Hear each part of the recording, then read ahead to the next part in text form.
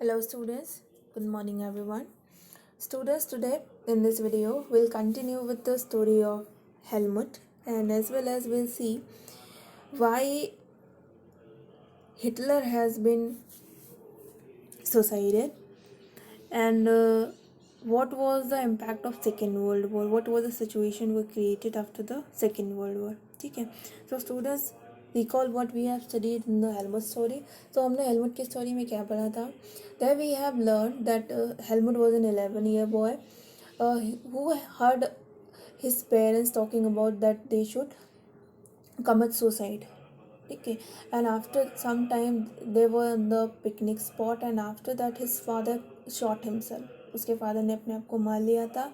And all the scenes were in the mind of Helmut. सारे scenes उसके mind में चले गए. And he has seen that how his father was blood stained. इस तरीके से उसके फादर यूनिफॉर्म में पूरी तरह खून से सने हुए थे. हाउ ही वॉज क्रिमिनेट, किस प्रकार से उनका कम्बिनेशन हुआ. And all things were in his mind.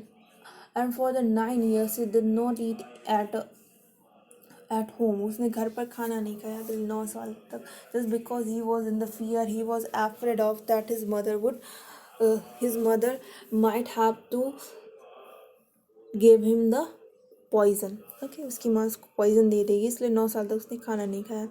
And he was still didn't understand why his father has been committed suicide. But in real his father was a Nazi supporter and a strict supporter of the Adolf Hitler. Nazism के support करते थे और Adolf Hitler के supporter थे. Okay, तो ऐसा क्या हुआ कि नाजिज्म को सपोर्ट करते हुए भी हिटलर ने आइसोलेट कर लिया अपने आप को. And finally in the Berlin in at a bunker in April he has suicided. तो क्या हुआ कि जर्मनी एक कंट्री है जो कि एलाइज पावर्स में आती है. सो स्टूडेंट्स, आपको मैंने बताया था सेकेंड वर्ल्ड वॉर के बारे में. तो students, second world war been fought between the allies and the central power. Central power allies के बीच में लड़ा गया था, जिसमें क्या था, जर्मनी थे, इटली थे, और जर्मनी, इटली और जापान थे एक्सिस पावर्स में, और एलाइज पावर्स थी जिनमें यूके और फ्रांस था. ठीक है. फर्स्ट वर्ल्ड वॉर में आपने देखा था USA has entered in the year 1917. First world war शुरू हुआ था 1914 से 1980 तक चला था, और 1917 में यूएसए ने एंट्री ली थी किसकी तरफ से, एलाइज पावर्स की तरफ से. Now Germany was already has face the loss. तो जर्मनी ने क्या सोचा, जर्मनी और समय हिटलर रूल कर रहा था. ठीक है, तो हिटलर रूल कर रहा था. And Hitler was not born, Hitler was made. Hitler के बारे में ऐसा कहा था, हिटलर पैदा नहीं हुआ था, हिटलर बना था. वो बच्चा एक इनोसेंट था, जिसकी स्टोरी में हिटलर की स्टोरी आगे क्लासेस में पढ़ेंगे. तो हिटलर बना और उसने अपनी एक नाजी आइडियोलॉजी बनाई जिसको उसने फॉलो किया. Okay, so Hitler was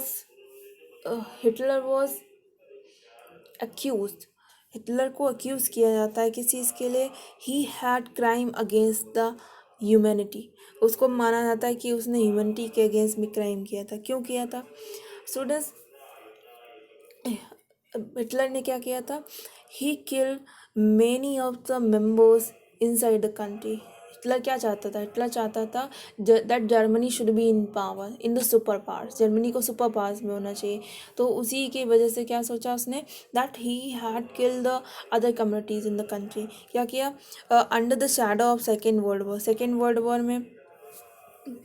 world war के बाद में जब जर्मनी हार गया था, ठीक है, तो जर्मनी को काफ़ी ज़्यादा इंसल्ट झेलनी पड़ी थी. ठीक है, तो उसी टाइम पर जर्मनी ने क्या किया, inside the country he has started a genocidal war. Genocidal war क्या थी, a war where a large number of people were killed from the different sections of the society. मतलब क्या हुआ, एक इंटरनल वॉर ही समझ लीजिए, जिसमें क्या होता है, एक पर्टिकुलर टाइप की कम्युनिटी के लोगों को मार दिया जाता था. So Hitler was thinking that in the country there should be only the superior people should be there. मतलब एक कंट्री में सिर्फ सुपीरियर लोग होने चाहिए जो कंट्री को आगे बढ़ा सकें. ठीक है, तो उसने क्या किया, he started the mass murder शुरू किया.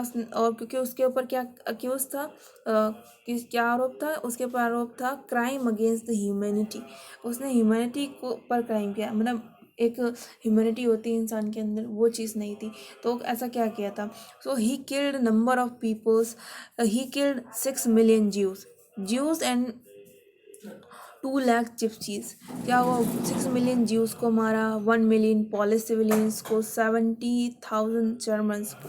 अब ये क्या थे, ज्यूज और जिप्सीज और पॉलिश सिविलियंस जर्मन्स, ये क्या थे, Jews, these are the communities. जैसे हमारे इंडिया में कुछ कम्युनिटीज़ होती हैं, तो ऐसी कम्युनिटीज़ थी वहाँ पर, were not originally from the Germany, जो जर्मनी से बिलोंग नहीं करती थी, थोड़ा सा अलग थी।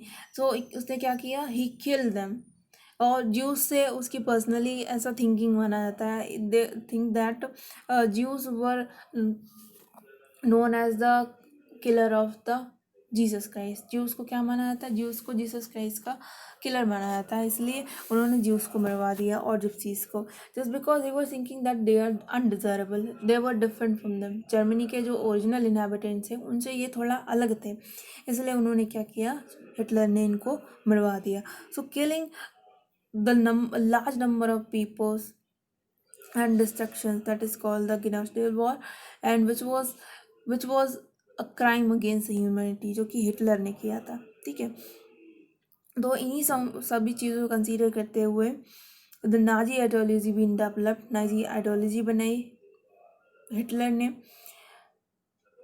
After that when Germany has lost the second world war, तो जर्मनी को काफ़ी ज़्यादा इंसल्ट फील हुई, इंसल्ट झेलनी पड़ी। तो हिटलर ने क्या सोचा, as Germany has lost the war, तो उसने सोचा जो लेस पावर्स हैं उसके साथ में वही करेंगी जो उसने अपनी कंट्री के लोगों के साथ किया और वर्ल्ड में एक वॉर क्रिएट किया।